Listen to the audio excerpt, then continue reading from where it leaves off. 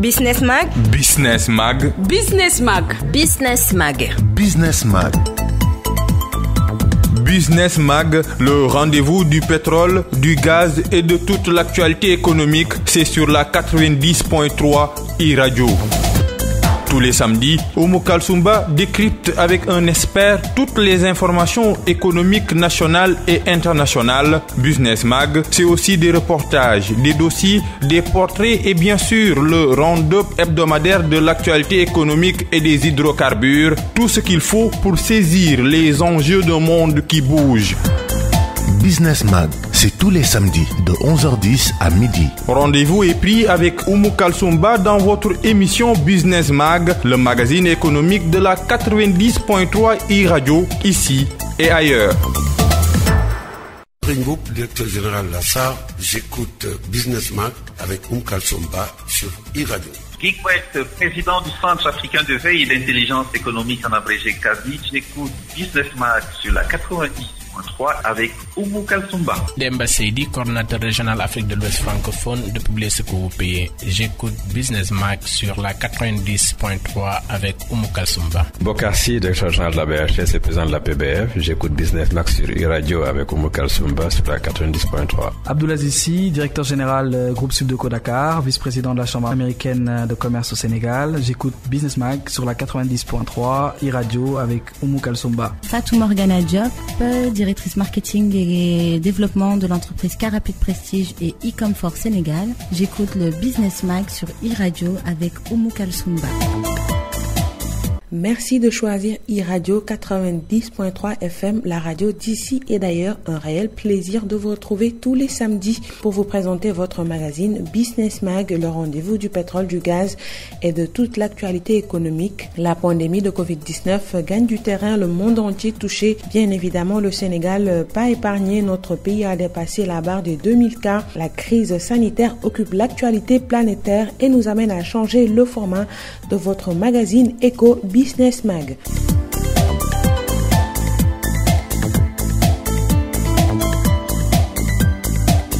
Sans transition, le Sénégal va lancer sur le marché de l'Union économique monétaire ouest-africain une émission de bons du Trésor portant sur un montant de 150 milliards de francs CFA sur une maturité de 6 mois. Une annonce faite par l'Agence régionale ouest-africaine de planification de la dette. La date de dépôt des soumissions est fixée au lundi 18 mai 2020. La présente émission de bons assimilables du Trésor dans tous les pays membres de l'Union monétaire ouest-africaine vise à mobiliser l'épargne des personnes physiques et morales en vue d'assurer la couverture des besoins. Le financement du budget de l'État du Sénégal, le remboursement du capital va intervenir le premier jour de compétition ouvrée suivant la date d'échéance et les intérêts sont payables d'avance et précomptés sur la valeur nominale des bons.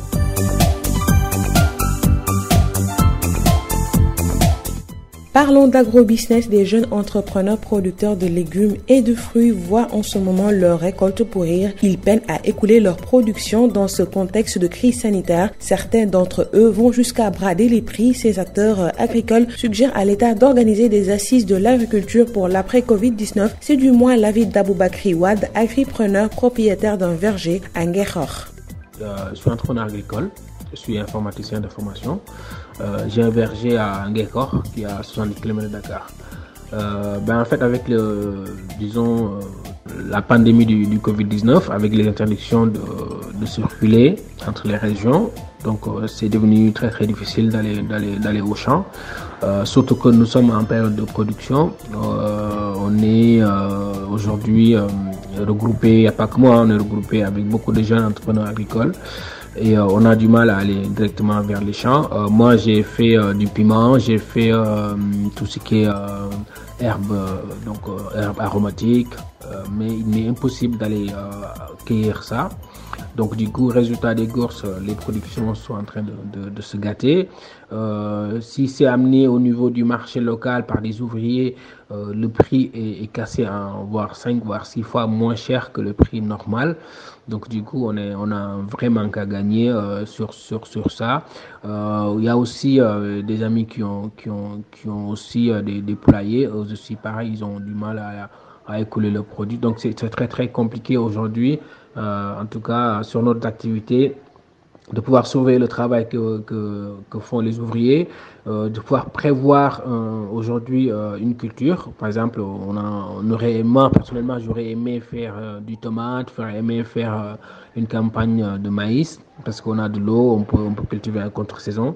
Mais avec la pandémie, avec toutes les interdictions, donc il nous est impossible de pouvoir faire ça. En tout cas, les pertes aujourd'hui sont estimées à des millions. Donc, en termes de financiers, vous avez toute la partie maraîchère. Aujourd'hui, on voit bien que les prix ont complètement baissé dans les marchés. Et pourtant, on a une production qui est là. En termes de poulailler également, donc tout ce qui est la partie avicole, vous avez des dizaines et des dizaines de personnes aujourd'hui qui sont complètement dans le désarroi parce qu'ils n'arrivent plus à écouler leurs produits, qui sont dans la zone des Niayes, qui sont au niveau de la région de Thiès. Et parce qu'il est impossible aujourd'hui de venir sur Dakar. Et même si vous devez prendre un camion qui est autorisé pour aller chercher le produit dans les champs, eh bien c'est 50 000, 60 000 francs de tarifs et c'est impossible à faire pour des gens qui normalement gagnaient ces sommes-là en termes de bénéfices. Donc c'est là où se trouve la vraie difficulté, c'est la possibilité d'aller chercher les produits dans les champs, aussi de pouvoir les distribuer au niveau des marchés, parce que bon, avec ce qui se passe aujourd'hui, les marchés sont devenus des lieux un peu particuliers qu'il faut éviter.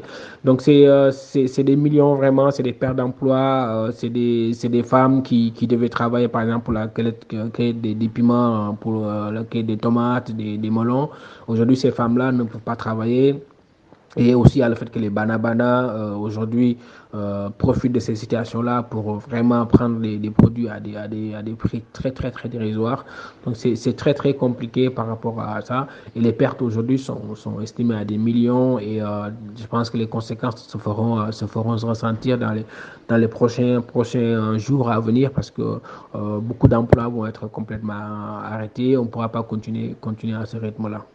Alors, pour ce qui est de la stratégie à adopter pour l'après-Covid, faut savoir que la pandémie a montré que notre pays a plus que jamais besoin de travailler sur l'autosuffisance alimentaire parce qu'il n'est pas normal qu'on puisse aller acheter du riz ailleurs alors qu'on a la possibilité d'en cultiver chez nous.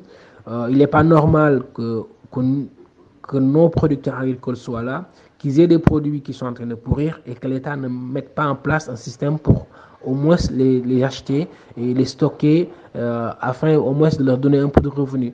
Vous voyez que c'est récemment que la DER a décidé d'acheter de l'oignon et des pommes de terre qui sont en souffrance dans la vallée et au niveau des Niayes, alors que les producteurs horticoles aussi souffrent au niveau. On a eu beaucoup de reportages des gens qui se plaignaient aujourd'hui des mangues qui pourrissent dans le sud, dans la partie des Niayes, vous avez aussi également comme je disais tout à l'heure, toute la production horticole qui est en souffrance, alors qu'on a un marché d'intérêt national avec des chambres froides. Donc il faut que l'État aurait dû, dès le départ, acheter ces productions-là, les sécuriser, pour que, même après le Covid, qu'on puisse aujourd'hui les utiliser. Donc maintenant, la stratégie d'après le Covid serait de se remettre en question, de faire un vrai programme d'autosuffisance alimentaire, pas que pour le riz, mais sur toutes les autres spéculations, parce qu'on peut le faire. On a les terres, on a la jeunesse, on a les compétences. Il suffit juste qu'il y ait une bonne politique, et pour cela, il faut convoquer des assises agricoles, redéfinir une vraie politique agricole du Sénégal, inclusive, qui va vraiment parler directement aux producteurs et aussi éviter les intermédiaires, parce que je pense que la plus grande difficulté que nous avons dans ce pays, ce sont des intermédiaires. Et aussi, j'en profite pour saluer l'initiative Le Panier de la Ménagère, une initiative de FAO Sénégal avec l'UNFPA et l'ONU Femmes, qui aujourd'hui impacte 5800 producteurs. Et c'est ça que nous aurions aimé attendre de l'État. Il y a 5800 producteurs qui sont aujourd'hui qui vont être impactés par cette initiative avec d'ailleurs le ministère de l'Agriculture et plus de 3800 familles de ménages qui sont aujourd'hui vulnérables parce que aujourd'hui le risque il est là. Le risque c'est que les gens sont en crise alimentaire dans quasiment tout le pays. Donc c'est très compliqué en tout cas les situations que vivent les familles. Donc c'est une initiative à saluer parce que ça permet aux producteurs d'avoir un peu de revenus et aussi aux familles vulnérables d'avoir accès à une alimentation saine. Donc pour moi, il faut redéfinir les stratégies, il faut reparler encore de l'après-Covid en mettant en œuvre des vraies politiques agricoles qui vont impacter durablement les producteurs, parler aux producteurs et aussi revoir nos politiques en termes d'aide et d'appui, parce que je pense qu'il y a un vrai déficit là-dessus que l'État doit revoir, et je pense que c'est l'occasion pour nos pays, en tout cas pour le Sénégal, de revoir sa politique agricole. Bonne nouvelle, Aboubakry Wade, la Banque mondiale a approuvé un crédit de 90 milliards de francs CFA de l'Association internationale de développement pour soutenir le Sénégal dans le renforcement de sa productivité agricole et de la construction de systèmes alimentaires résilients, intelligents et compétitifs. Le programme des compétitivités de l'agriculture et de l'élevage va contribuer à accroître les exportations de cultures à haute valeur ajoutée telles que l'arachide décortiqué et les produits horticoles, ainsi que la productivité de l'élevage laitier. Il va également réduire le taux de mortalité des petits ruminants. Direction Kédougou, en ce moment, on y constate une forte chaleur avec des températures qui avoisinent les 40% dans un village dénommé Sinthiouroudji, situé à 2 km de la commune de Kédougou. Les populations sont privées d'eau et d'électricité, une situation intenable en cette période de Ramadan qui coïncide avec une crise sanitaire due au coronavirus. Mamoudou Sow, résident de Sinthiouroudji, témoigne. Situé à l'extrême sud-est du Sénégal, la région de partir du mois de mars au mi-mai, où la canicule fait une forte concentration allant jusqu'à 40 degrés à l'ombre. Cette période de précarité étouffe de façon lamentable aujourd'hui les populations de Kédougou commune, avec une rupture d'électricité intensive, le manque criard d'eau dans la plupart des quartiers, une crise qui existe déjà il y a plusieurs décennies et qui fait effet en ce mois béni de Ramadan et dans une pandémie qui nécessite une sensibilisation dans le lavage de mains. Vous êtes bien sur la 90.3 iRadio, la radio d'ici et d'ailleurs. Vous écoutez Business Mag, le rendez-vous du pétrole, du gaz et de toute l'actualité économique. Le tourisme parmi les secteurs les plus touchés par la pandémie de Covid-19. D'après l'Organisation mondiale du tourisme, le coronavirus a provoqué une régression de 22% des arrivées des touristes internationaux au premier trimestre 2020. Moustapha Gabar Diop. La pandémie de Covid-19 a provoqué une chute de 22% des arrivées de touristes internationaux au cours du premier trimestre 2020. Il en résulte une diminution de 67 millions d'arrivées internationales et d'environ 80 milliards de dollars de recettes. Les régions les plus impactées sont l'Asie et le Pacifique, avec une baisse de 33 millions d'arrivées, et l'Europe, avec un recul de 22 millions d'arrivées. Par ailleurs, les restrictions sont en vigueur depuis au moins 3 mois dans 25% des destinations, tandis que 40% les ont instaurées il y a au moins 2 mois. L'enquête révèle également qu'aucune destination n'a jusqu'à présent levé ou assoupli les restrictions de voyage. L'Organisation mondiale du tourisme a constaté que 83% des destinations en Europe ont décrété la fermeture complète des frontières pour le tourisme international. Cette proportion est de 80% dans les pays d'Amérique et de 70% en Asie et dans le Pacifique, contre 62% au Moyen-Orient et 57% en Afrique. En 2020, l'OMT fait remarquer que les perspectives ont été revues à la baisse à plusieurs reprises depuis le déclenchement de la pandémie et l'incertitude continue de dominer. Les scénarios actuels indiquent une baisse possible des arrivées de 58% à 78% pour l'année. Ces chiffres dépendent toutefois de la durée des restrictions de voyage et de la fermeture des frontières. À ce sujet, plusieurs scénarios de sortie de crise ont été établis par le groupe d'experts qui indiquent que l'impact de la chute de la demande des voyages internationaux pourrait se traduire par une baisse de 850 millions à 1,1 milliard de touristes internationaux, une perte de 910 milliards de dollars, 1200 milliards de dollars de recettes d'exportation du tourisme, la mise en danger de 100 à 120 millions d'emplois directs dans le tourisme.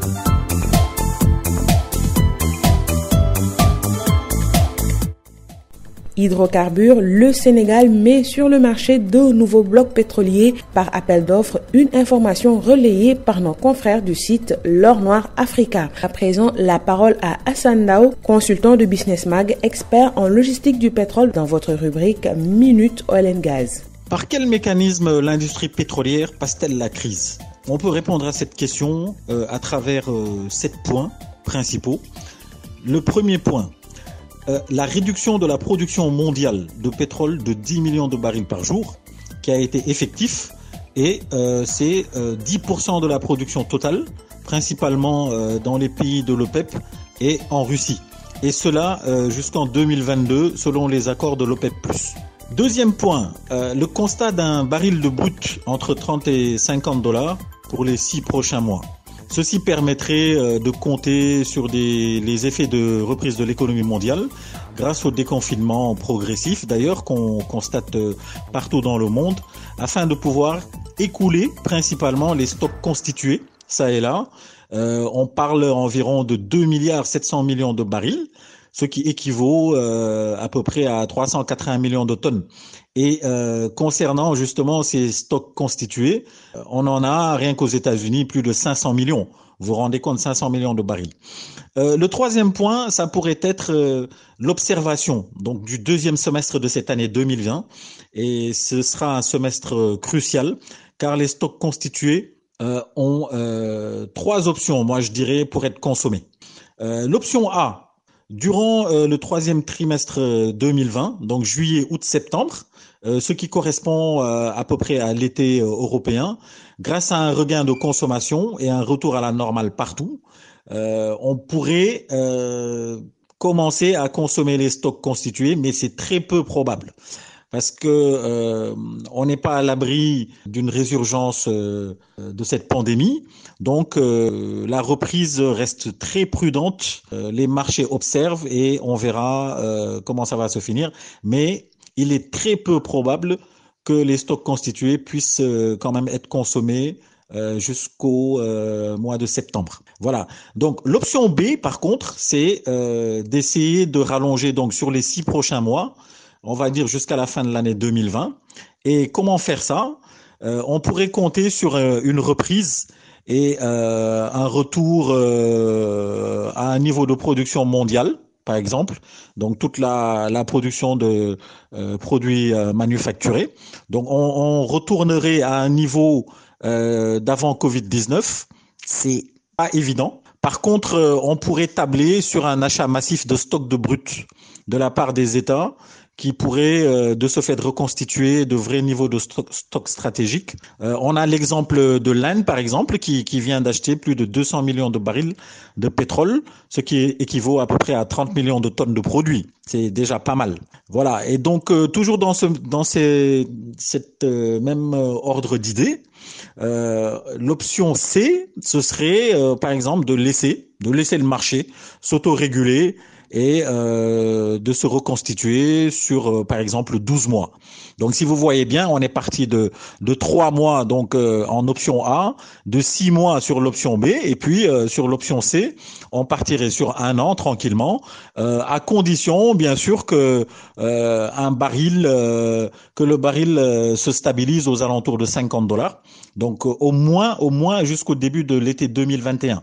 Donc, ce serait, par exemple, pour jusqu'en mai 2021. Donc là, on pourrait se laisser le temps et laisser tranquillement le marché absorber tous les stocks qui ont été constitués suite à la sous-consommation qu'on a estimée à peu près à 40 millions de barils jour, donc qui correspond à peu près à 35-40% de la production totale mondiale, qui était autour de 100-105 millions de barils par jour. Alors, la quatrième possibilité et le quatrième point qui donne du courage, on va dire, au secteur pétrolier, c'est l'endettement. C'est un peu paradoxal, mais l'endettement qu'on a constaté dernière semaine. Et quand on parle d'endettement, bien sûr, on parle d'endettement des compagnies pétrolières. On les a estimés aux alentours de 330 milliards de dollars, rien que pour les compagnies pétrolières américaines. Vous vous rendez compte? Et cela a des taux d'intérêt qui sont quand même assez élevés. D'accord? Sur les 4-5 prochaines années, on sera avec des taux d'intérêt en moyenne de 20% par an. Et depuis l'avènement de la crise du Covid aussi, on a estimé la dette cumulée des 9 plus grandes compagnies pétrolières, donc que sont dans le désordre Eni, les Italiens, Equinor, les Norvégiens, Petrobras donc Brésil, BP Angleterre, et chez Total aussi, Chevron, vous avez Shell, Exxon et Aramco. Donc rien que pour ces 9 compagnies, donc les 9 majors, les 9 sœurs comme on peut les appeler, leur endettement s'élève à peu près à 250 milliards de dollars, vous vous rendez compte, consécutivement à la crise du Covid. Donc ça nous ramène à un taux d'endettement moyen de 20 milliards de dollars par major. Donc ce qui est très très très élevé et très important. Et donc ça va nous amener à quoi? Logiquement, une réduction des investissements. Donc c'est notre 5e point, réduction des investissements. Ça passe donc par des réductions de budget annuel qui sont certes révisées mais réajustées. On enregistrera de ce fait des baisses drastiques. Quasiment, ça a été calculé de 25% en moyenne des plans de dépenses pour les principales compagnies pétrolières les plus importantes. La réduction chiffrée pour celle-ci, ça atteint donc toutes compagnies confondues, les majors en premier, près de 144 milliards de dollars de réduction. Vous vous rendez compte en termes d'investissement, et ça nous donne une moyenne de 16 milliards de réduction en moyenne, donc par major. Donc ce qui est énorme. Et donc le 6e point, c'est d'une logique claire et nette. On va donc, pour mieux résister, on va licencier en masse. Donc l'industrie pétro-gazière qui emploie, on le sait, autour de 3 millions de personnes dans la phase exploration-production.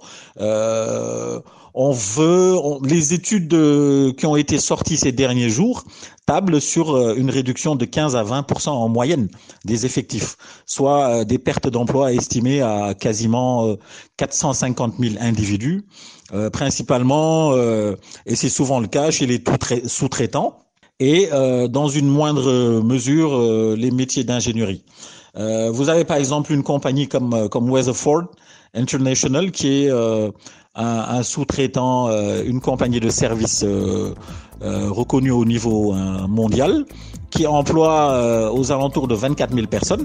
Ils vont réduire, vous vous rendez compte, 6 000 emplois, ça correspond à 25% de ses effectifs. 450 000 réductions, pertes d'emplois, c'est énorme au niveau, même si c'est au niveau mondial. Donc en dernier lieu, le dernier point, on pourrait citer donc dans les points qui font que la résilience tienne pour les compagnies pétrolières dans cette période de crise, c'est les plans d'aide.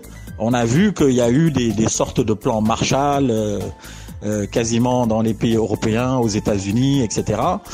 Et même en Afrique, des plans d'aide d'urgence des États pour l'industrie pétrolière.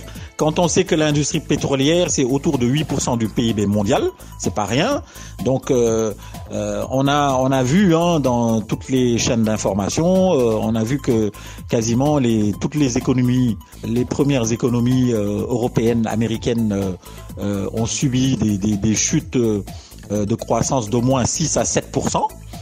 Depuis le mois de février, donc pour 2020, et donc les États interviennent pour réguler, pour sauver et soutenir le secteur de l'énergie en général et le secteur pétrolier en particulier. Voilà, on a plusieurs exemples. Au Canada, on a vu qu'il y a eu des aides du gouvernement pour notamment des producteurs de pétrole dans l'Alberta.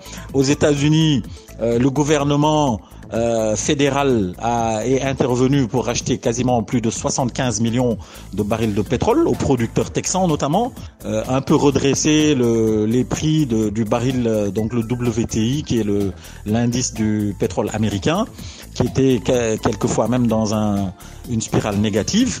Au Royaume-Uni aussi, on a vu des garanties de prêts bancaires jusqu'à 80% quelquefois, des mises en place de fonds de fonds de refinancement ou de financement. L'Union européenne, elle, quant à elle, table beaucoup plus sur sur les énergies renouvelables, sur un mix énergétique, les aides sont un peu moins prononcées, on va dire.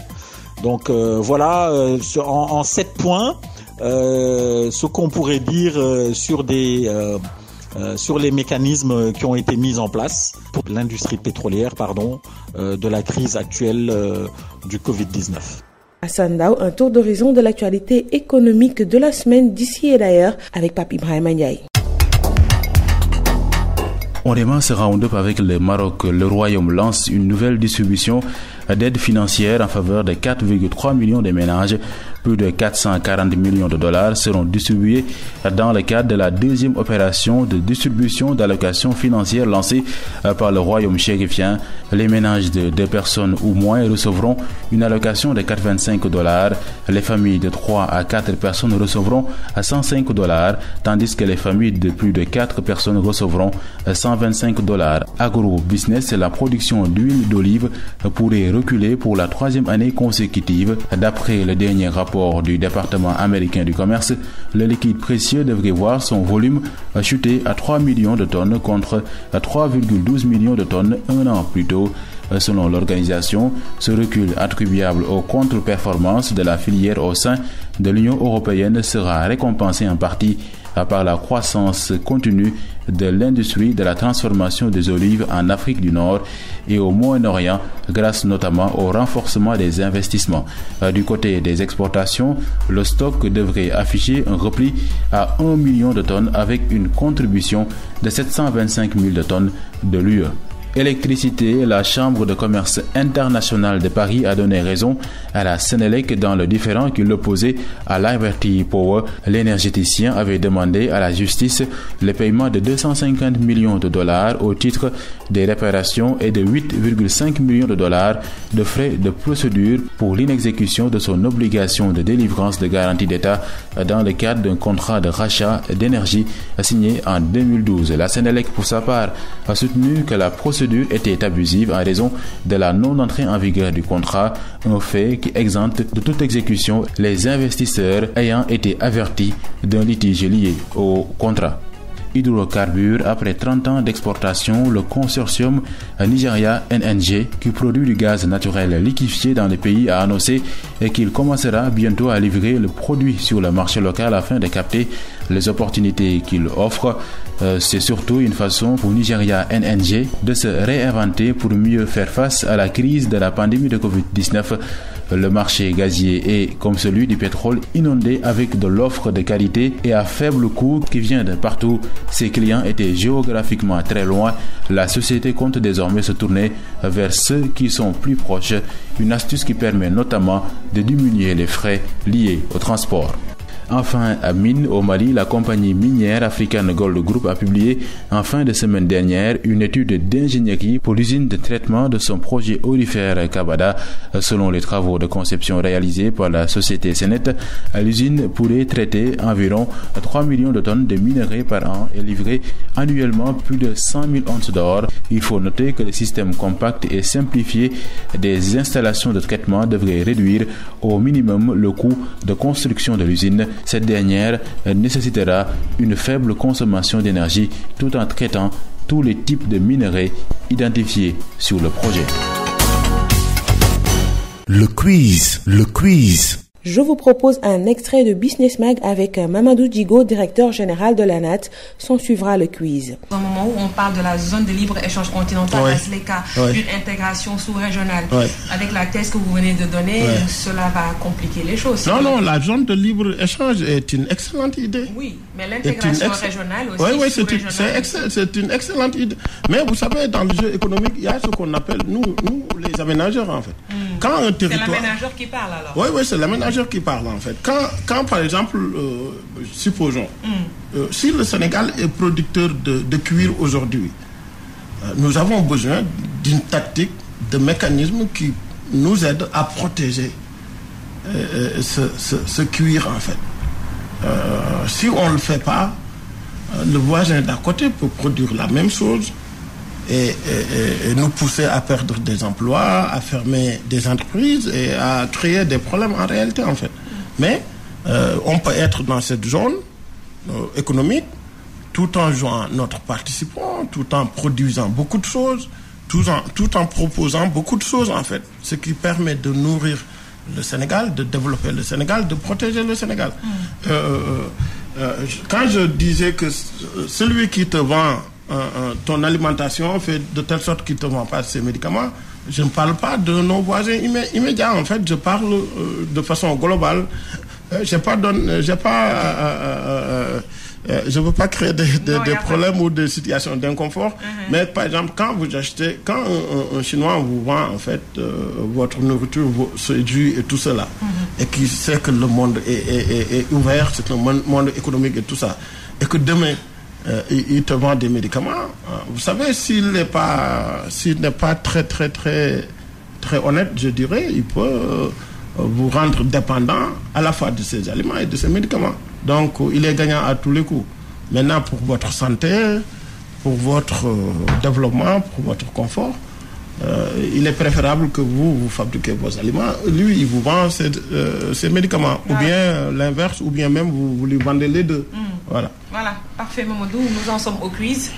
Merci. Vous êtes prêts? Il faut qu'on rende l'antenne rapidement. Ok, j'écoute. Voilà, première question. Est-ce que vous êtes prêts?